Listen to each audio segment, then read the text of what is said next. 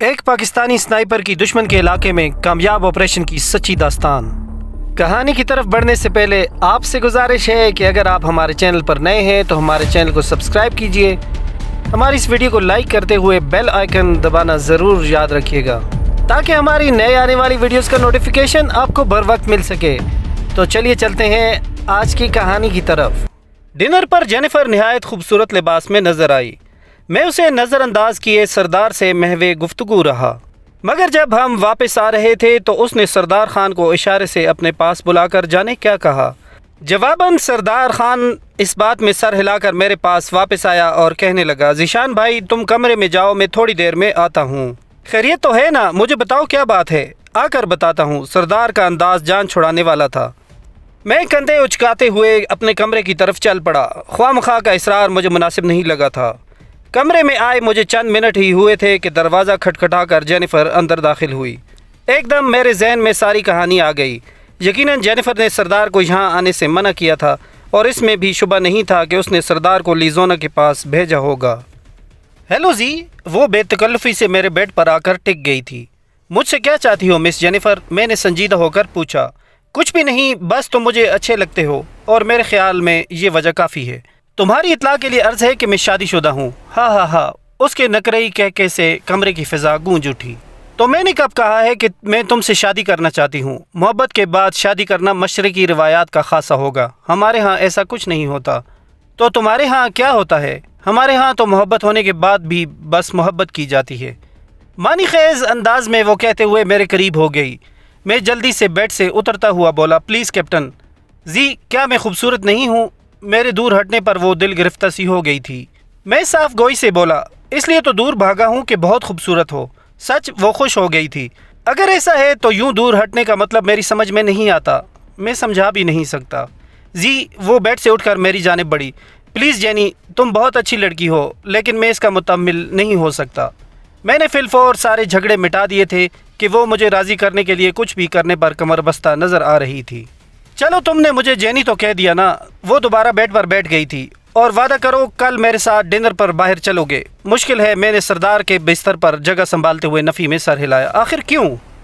جینی تم جانتی ہو میرا تعلق بہت غریب ملک سے ہے۔ یہاں میری آمد کا مقصد بس لیوپولڈ ٹیلیسکوپ سائٹ کے بارے میں سیکھنا اور سنائپر کورس کرنا ہے۔ میں ان عیاشیوں کا متحمل نہیں ہو سکتا۔ وہ اپنی جگہ سے اٹھ کر دوبارہ میرے قریب آ کر بیٹھ گئی اور میرا ہاتھ تھامتے ہوئے بولی، تم سے اچھا نشانے باز بھلا کون ہو سکتا ہے؟ آج بھی تم نے 9 بونس پوائنٹ لیے ہیں، اور ڈنر پر جانے سے تمہارے کورس پر کیا فرق پڑے گا؟ اچھا ٹھیک ہے، لیکن صرف ایک بار۔ میں نے اپنا ہاتھ اس کے ہاتھوں سے چھڑانا چاہا۔ وہ نہایت حسین لڑکی تھی، اور اس کی قربت کسی کو بھی پھسل جانے پر مجبور کر سکتی تھی۔ اب کیا ہاتھ پکڑنے پر بھی تمہیں اعتراض ہے؟ غصے سے کہتے ہوئے اس نے میرے ہاتھ پر اپنی گرفت سخت کر دی۔ جینی پلیز۔ میں زبردستی ہاتھ چھڑا کر اپنے بستر پر جا بیٹھا۔ اگر یوں ہی ضد کرو گی تو میں تمہارے ساتھ دوستی نہیں کر پاؤں گا۔ اچھا ٹھیک ہے، غیر متوقع طور پر وہ مان گئی تھی۔ اسی وقت سردار کمرے میں داخل ہوا۔ اس کے چہرے پر نظر آنے والے تاثرات نے مجھے چونکا دیا تھا۔ ہیلو کیپٹن کہہ کر وہ میرے ساتھ آ کر بیٹھ گیا۔ ہائے سردار کہہ کر وہ کھڑی ہو گئی اور مجھے مخاطب ہو کر بولی، ٹھیک ہے زی، میں چلتی ہوں، کل ملاقات ہوگی۔ اور میں مسکراتے ہوئے اسے الوداع کہنے کے لیے کھڑا ہو گیا۔ دروازے کے قریب پہنچ کر وہ ایک دم مڑی اور مجھ سے لپٹ کر میرے گال پر بوسہ دیتے ہوئے بولی، سوری زی، یہ ہماری ثقافت ہے۔ میں سوائے خفت سے سر جھکانے کے کچھ اور نہ کہہ سکا۔ دروازہ بند کر کے میں سردار کا حال پوچھنے لگا، کیا ہوا خان صاحب، تمہاری صورت پر کیوں 12 بج رہے ہیں؟ کچھ نہیں یار، بس گھر یاد آ رہا ہے۔ گھر تو خیر مجھے بھی یاد آ رہا ہے۔ کچھ دیر کھلی فضا میں نہ پھر لیں؟ اس نے مشورہ دیا۔ میرا تو خیال ہے سونا چاہیے۔ وہ مصر ہوا، بس جاگنگ ٹریک کا ایک چکر لگا کر واپس آ جائیں گے۔ اچھا چلو۔ اس کا اصرار دیکھتے ہوئے میں بھی اس کے ساتھ ہو لیا۔ ٹریک کے قریب پہنچتے ہوئے وہ پر اصرار لہجے میں کہنے لگا، میں تمہیں ایک خاص بات بتانے کے لیے کمرے سے باہر لایا ہوں۔ خاص بات؟ ہاں، لیزونا کہہ رہی تھی تمہیں بتا دوں کہ جینیفر سے تھوڑا دور رہے۔ میں نے منہ بنایا تو یہ کمرے میں بھی کہا جا سکتا تھا۔ نہیں، اس نے نفی میں سر ہلایا۔ وہ کہہ رہی تھی یہ بات تمہیں کمرے کے باہر لے جا کر بتاؤں، اور وہ خود بھی مجھے یہ بتانے کے لیے تازہ ہوا میں ٹہلنے کے بہانے کمرے سے باہر لے گئی تھی۔ جینیفر سے محتاط رہنے کا بھلا کیا مقصد ہوا؟ بس اس نے آسان لفظوں میں یہی بتایا تھا، اور مزید یہ کہا کہ موقع ملنے پر وہ تمہیں ساری بات سمجھا دے گی۔ لیزونا جاسوس تو نہیں ہے؟ میں نے مزاحیہ لہجے میں پوچھا۔ صحیح پہچانا، سردار نے داد دینے والے انداز میں کہا۔ اس کا تعلق جاپان انٹیلیجنس سے ہے۔ ویسے مجھے خود جینیفر کے رویے پر حیرانی تھی۔ مجھ میں کوئی ایسی بات نہیں ہے کہ وہ یوں فریفتہ ہو جاتی۔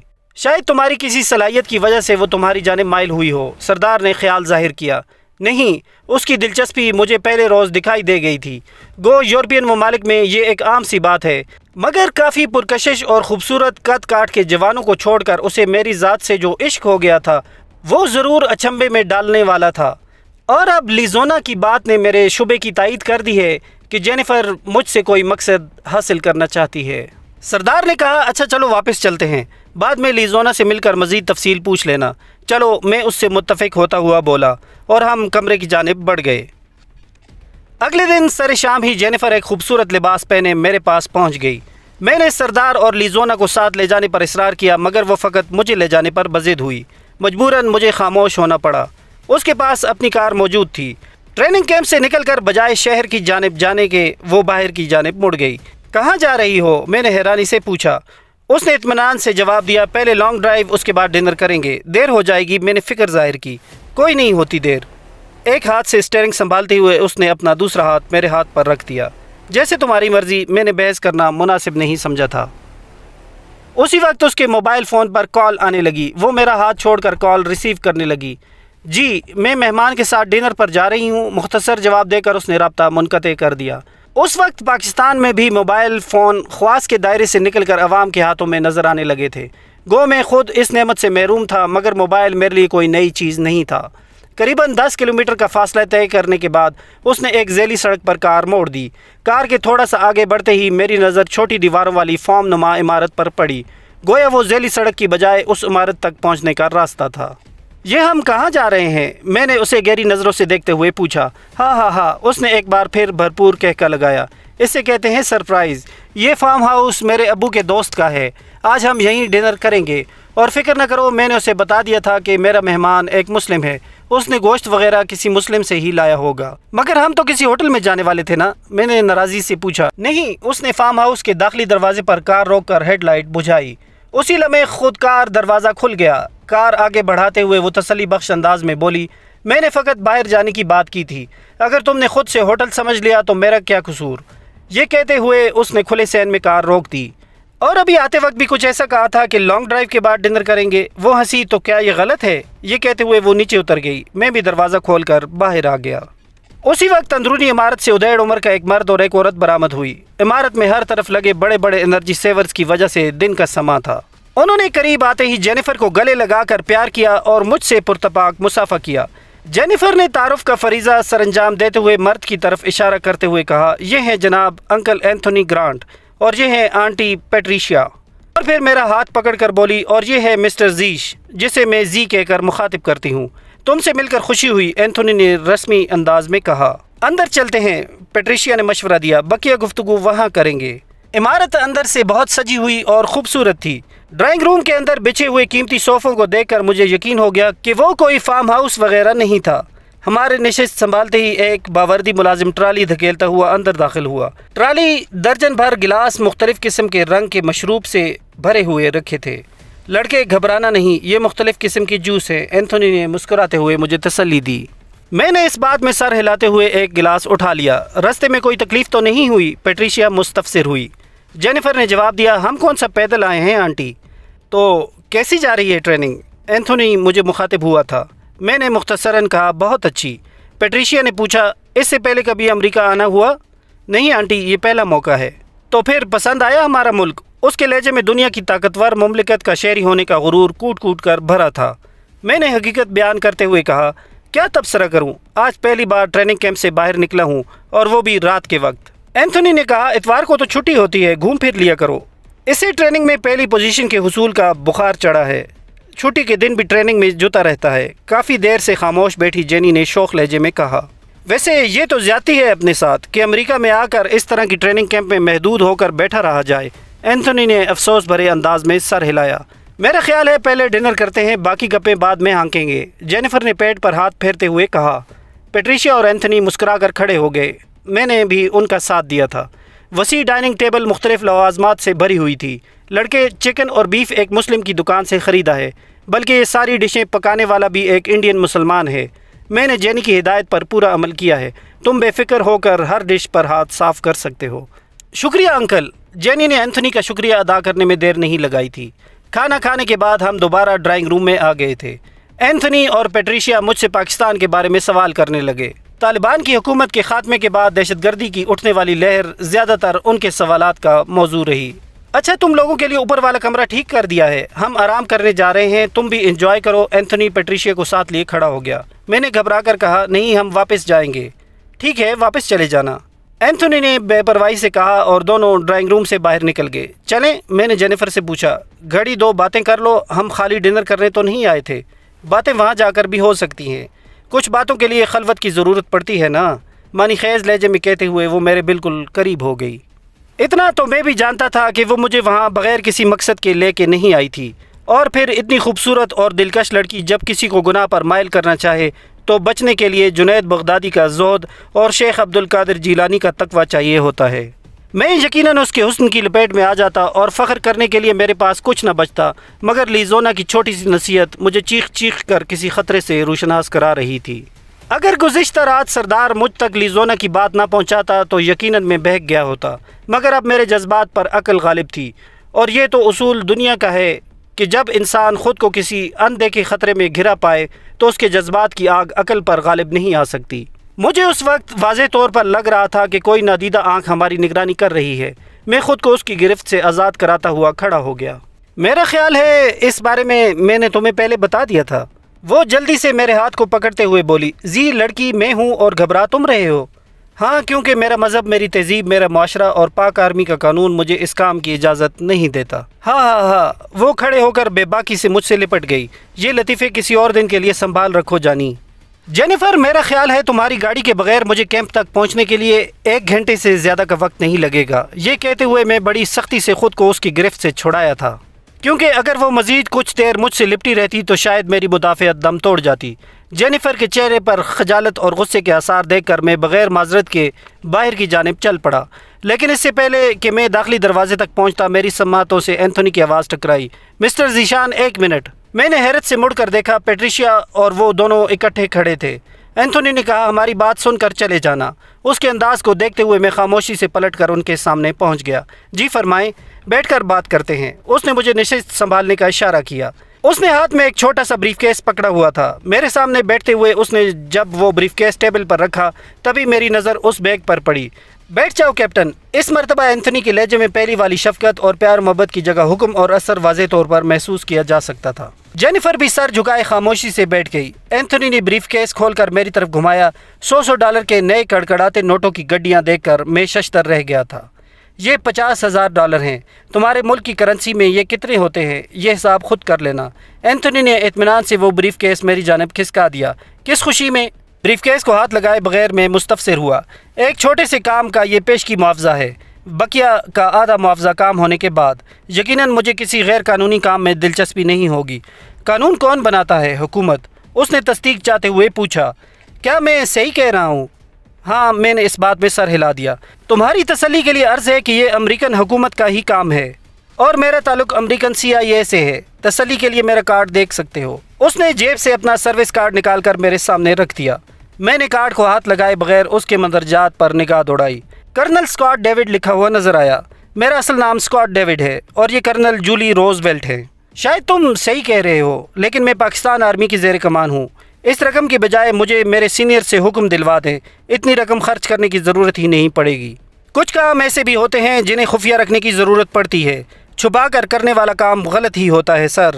میں نے حد الوسع کوشش کی تھی کہ میرے لہجے سے تلخی یا طنز نہ جھلکے۔ وہ ہنسا، غلط فہمی ہے تمہاری مسٹر ذیشان۔ میاں بیوی کا جسمانی تعلق رکھنا کسی قوم اور مذہب کے نزدیک غلط یا ناجائز نہیں ہوتا، لیکن ہم یہ کام چھپ کر سر انجام دیتے ہیں۔ قضائے حاجت کے لیے بھی ہم لوگوں کی نظروں سے چھپ کر جگہ ڈھونڈتے ہیں۔ بچے کو دودھ پلاتے ہوئے ماں بچے اور اپنے جسم کو چادر سے ڈھانپ لیتی ہے۔ آپریشن کرنے کے لیے ڈاکٹر کسی غیر متعلق شخص کو آپریشن کی کارروائی دیکھنے کی اجازت نہیں دیتے، وغیرہ وغیرہ۔ میں اس موضوع پر ابھی درجنوں مثالیں پیش کر سکتا ہوں کہ ہر چھپا کر کیا جانے والا کام جرم نہیں ہوتا۔ سر، یہ تمام کام چھپ کر سر انجام دینے کے باوجود سب کی نظروں کے سامنے ہوتے ہیں۔ کیا لوگ نہیں جانتے کہ میاں بیوی بند کمرے میں کیا کر رہے ہیں، یا ماں کے بچے کو چادر سے ڈھانپنے کا مطلب کیا ہے؟ یقیناً سب ان کاموں کی حقیقت سے واقف ہوتے ہیں۔ میں تمہاری مثال سے بالکل متفق نہیں ہوں ذیشان۔ ہر حکومت کی ترجیحات میں رازداری پہلے نمبر پر آتی ہے، تو ٹھیک ہے، اس کے لیے حکومت کو بھی ایسا آدمی ڈھونڈنا چاہیے جو رازداری برت سکے۔ اچھا، تم کام کے متعلق تو سن لو، کرنے نہ کرنے کا فیصلہ بعد میں کرنا۔ کافی دیر سے خاموش بیٹھی جولی روزویلٹ نے زبان کھولی۔ میڈم، اگر کوئی ایسا خفیہ کام ہے جس کے بارے میں جان لینے کے بعد وہ کام نہ کرنے کے فیصلے پر مجھے جانی نقصان پہنچ سکتا ہو تو مہربانی مجھے نہ بتائیں۔ یوں بھی اطمینان رکھیں کہ میں یہ کام نہیں کرنے والا۔ تو یہ تمہارا آخری فیصلہ ہے؟ کرنل اسکاٹ نے تیکھے لہجے میں پوچھا۔ جی سر، میں اپنی حکومت کی مرضی کے بغیر کوئی کام نہیں کر سکتا۔ اوکے، تمہاری صاف گوئی پسند آئی۔ کرنل اسکاٹ نے بیٹھے بیٹھے میری جانب مسافے کے لیے ہاتھ بڑھایا۔ اس سے ہاتھ ملا کر میں کھڑا ہو گیا۔ کرنل جولی روزویلٹ خاموش بیٹھی مجھے کڑے تیوروں سے گھورتی رہی۔ میں نے بھی اس کی جانب ہاتھ بڑھانے کی کوشش نہیں کی تھی۔ کیپٹن، تم لوگ جا سکتے ہو۔ کرنل اسکاٹ خاموش بیٹھی جینیفر سے مخاطب ہوا۔ ہم دونوں آگے پیچھے چلتے وہاں سے نکل کر کار میں بیٹھ گئے۔ جینیفر نے خاموشی سے کار موڑی۔ خودکار دروازہ خود بخود کھل گیا تھا۔ مین روڈ پر چڑھتے ہی وہ نارمل رفتار سے ڈرائیونگ کرنے لگی۔ خفا ہو؟ مجھے خاموش پا کر اس نے گفتگو کی ابتدا کی۔ کیا نہیں ہونا چاہیے؟ میں نے سرسری لہجے میں پوچھا۔ ہاں، کیونکہ میں نے تمہیں نقصان پہنچانے کی کوشش نہیں کی۔ تو یہ کیا تھا؟ اتنی رقم کی آفر کسی خطرناک کام کے لیے ہی کی جاتی ہے۔ مجھے حکم ملا تھا۔ اس نے صفائی پیش کرنے کی کوشش کی۔ دھوکہ دینے کے لیے محبت اور دوستی کا سہارا نہ لیا ہوتا۔ یہ بات میں بمشکل پوری کر پایا تھا کہ جینیفر ایک دم بریک لگا کر میری جانب مڑی۔ ایسی کوئی بات نہیں ہے جی، اس نے میرے دونوں ہاتھ تھام کر وارفتگی سے کہا۔ تمہیں پہلی بار کلاس روم میں دیکھا اور تم مجھے اچھے لگے۔ یاد ہے، میں پہلے ہی دن تمہاری جانب متوجہ ہو گئی تھی۔ گو اس کے بعد ہم ایک دوسرے سے تھوڑا خفا رہے۔ اس دوران میں نے جو الٹی سیدھی حرکتیں کی ساری تمہاری توجہ اپنی جانب مبذول کروانے کے لیے کی تھی۔ اور جہاں تک اس کام کا تعلق ہے جو تم سے کرنل اسکاٹ لینا چاہ رہے ہیں، تو یقین مانو اس بارے میں مجھے پرسوں حکم ملا ہے۔ مجھے اب اس موضوع پر بات نہیں کرنی، یوں بھی کافی دیر ہو گئی ہے، اب چلنا چاہیے۔ تم مجھ سے خفا نہیں ہو سکتے۔ اس کی آنکھوں میں مجھے ہلکی سی نمی کی جھلک نظر آئی۔ اگر یہ اداکاری تھی تو بہت کمال کی اداکاری تھی۔ خواہ مخواہ بات بڑھانا مجھے مناسب نہ لگا۔ میں نے اسے تسلی دیتے ہوئے کہا، میں تم سے خفا نہیں ہوں جینی، اب آگے بڑھو۔ سچ کہہ رہے ہو؟ اس نے خوشی سے بھرپور لہجے میں پوچھا۔ مجھے جھوٹ بولنے کی ضرورت ہی کیا ہے؟ شکریہ جی۔ اس نے بے تکلفی سے آگے ہو کر میرے گال پر بوسہ دیا اور پھر سیدھے ہو کر کار آگے بڑھا دی۔ اس کے بعد کیمپ کے آنے تک ہم نے اس موضوع کو نہیں چھیڑا اور ادھر ادھر کی ہانکتے رہے۔ کیمپ میں پہنچتے ہی اس نے مجھے کار سے اترنے سے پہلے کہا، جی یقیناً تم آج کے واقعے کا ذکر کسی سے نہیں کرو گے۔ بے شک، کہہ کر میں کار سے باہر نکل آیا۔ مجھے کمرے کے دروازے تک پہنچا کر اس نے الوداع کہا، مگر جاتے جاتے وہ اپنی ثقافت پر عمل کرنا نہیں بھولی تھی۔ سردار کمپیوٹر پر سنائپر سے متعلق ایک فلم دیکھ رہا تھا۔ مجھے اندر داخل ہوتا دیکھ کر وہ چہکا، شکر ہے تمہیں اپنی جینی سے فرصت ملی۔ میں تو سوچ رہا تھا شاید صبح ہی واپسی ہوگی۔ فضول کی نہ ہانکا کرو یار۔ میں جوتوں کے تسمے کھولنے لگا۔ ویسے ذیشان بھائی، اسی کو ڈیٹ پر جانا کہتے ہیں نا؟ یہ کہہ کر وہ زور زور سے ہنسنے لگا اور میں پھیکی مسکراہٹ کے ساتھ واش روم میں گھس گیا۔ جی تو ویورز، یہ تھی ہماری آج کی ایپیسوڈ۔ امید ہے آپ کو پسند آئی ہوگی۔ ہماری اس ویڈیو کو لائک کرتے ہوئے اپنے دوستوں میں ضرور شیئر کریں۔